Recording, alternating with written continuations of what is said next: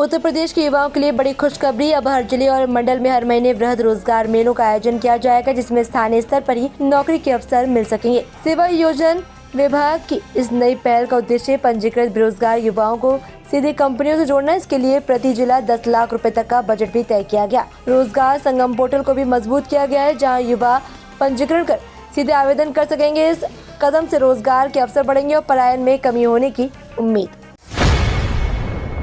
मुख्यमंत्री योगी आदित्यनाथ ने कहा कि उत्तर प्रदेश अब ड्रोन, क्वांटम, ग्रीन हाइड्रोजन और मेडटेक जैसे अत्याधुनिक क्षेत्रों में तेजी से आगे बढ़ेगा। उन्होंने innovate in UP, scale for the world के विजन के साथ प्रदेश को डीप टेक हब बनाने के निर्देश दिए। IIT कानपुर में रिसर्च और नोएडा में विस्तार मॉडल पर काम होगा।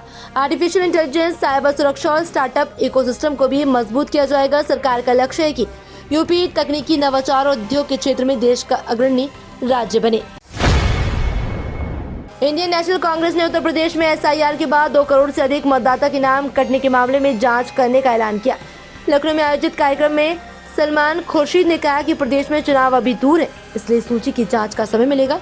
उन्होंने आरोप लगाया कि अन्य राज्यों में भी इसी तरह की प्रक्रिया अपनाई गई। वहीं प्रमोद तिवारी ने भी भाजपा पर निशाना साधा। कांग्रेस ने इस मुद्दे को लोकतांत्रिक अधिकारों से जोड़ते हुए बड़े स्तर पर जांच की बात कही।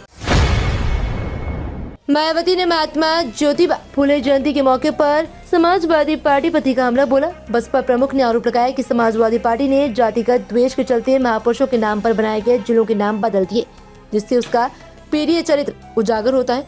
उन्होंने ज्योतिराव फुले और सावित्रीबाई फुले के योगदान को याद करते हुए शिक्षा को सामाजिक बदलाव का आधार बताया। मायावती ने कहा कि बसपा सरकार ने इन महापुरुषों के सम्मान में कई ऐतिहासिक फैसले लिए। ओम प्रकाश राजभर 2027 विधानसभा चुनाव से पहले सपा के गढ़ आजमगढ़ में सक्रिय हो गए। उन्होंने अपने बेटों के लिए चुनावी जमीन तैयार कर रहे हैं। सुबह सपा प्रमुख अतरौलिया सीट से खुद चुनाव लड़ने की तैयारी में है, जबकि दीदारगंज या जहूराबाद से बेटे अरविंद राजभर या अरुण राजभर को उतारने के लिए रणनीति बना रहे हैं। पिछले 3 महीनों से उनकी लगातार मौजूदगी सियासी संकेत दे रही है। 2022 में भाजपा की हार वाले जिले में मजबूत जातीय समीकरण के भरोसे राजभर नई सियासी पकड़ बनाने की कोशिश में जुटे हुए हैं। योगी आदित्यनाथ ने लखीमपुर खीरी के मोहम्मदी क्षेत्र के मियापुर गांव का नाम बदलकर रविंद्र नगर करने की घोषणा की।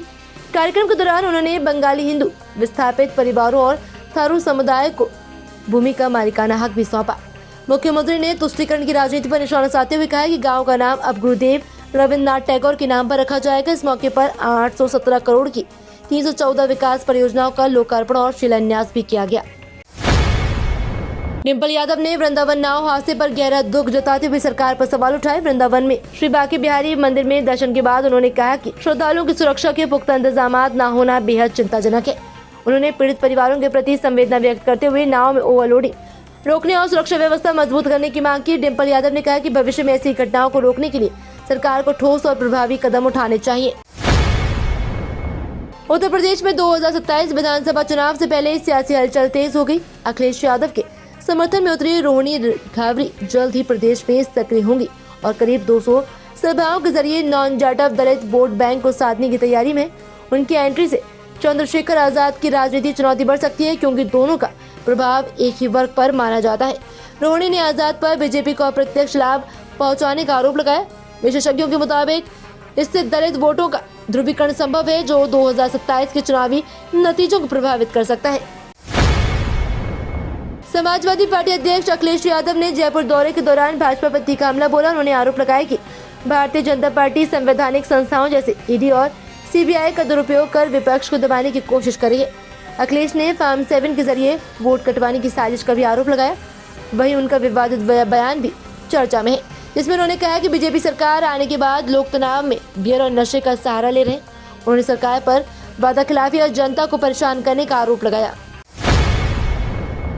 उत्तर प्रदेश सरकार के मंत्री ओम प्रकाश राजभर ने सपा और कांग्रेस पर तीखा हमला बोला। उन्होंने महिला आरक्षण बिल पर समर्थन करते हुए नरेंद्र मोदी और अमित शाह की सराहना की। राजभर ने विपक्ष पर तंज कसते हुए कहा कि कहना आसान करना कठिन होता है। SIR सूची पर उन्होंने आरोप लगाया कि पहले मृतकों के नाम भी जोड़े जाते थे और अब सपा कांग्रेस चिंतित है। साथ ही उन्होंने मिडिल ईस्ट तनाव पर शांति की अपील की और ममता बनर्जी पर भी निशाना साधा।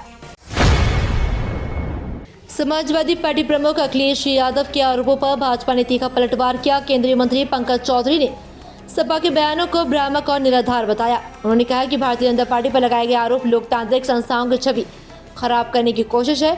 चौधरी ने दावा किया कि चुनाव आयोग, ईडी और सीबीआई पूरी निष्पक्षता से काम करें। साथ ही उन्होंने मोदी सरकार की योजना और विकास कार्यों का जिक्र करते हुए कहा कि जनता 2027 में फिर भाजपा को समर्थन देगी। उत्तर प्रदेश सरकार के मंत्री असीम अरुण का बयान सोशल मीडिया पर चर्चा में है। कन्नौज में उन्होंने अखिलेश यादव पर निशाना साधते हुए कहा कि उनकी जीत संभव नहीं है।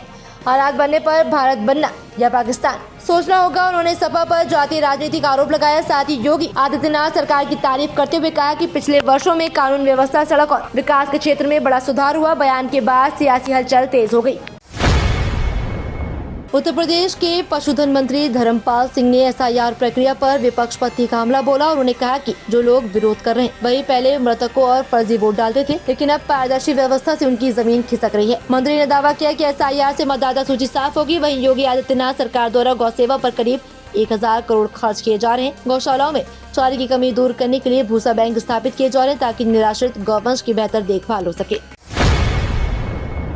नरेश टिकैत की दरियादिली का मामला सोशल मीडिया पर चर्चा में है। एक युवक ने राकेश टिकैत पर फेसबुक पर अभद्र टिप्पणी की।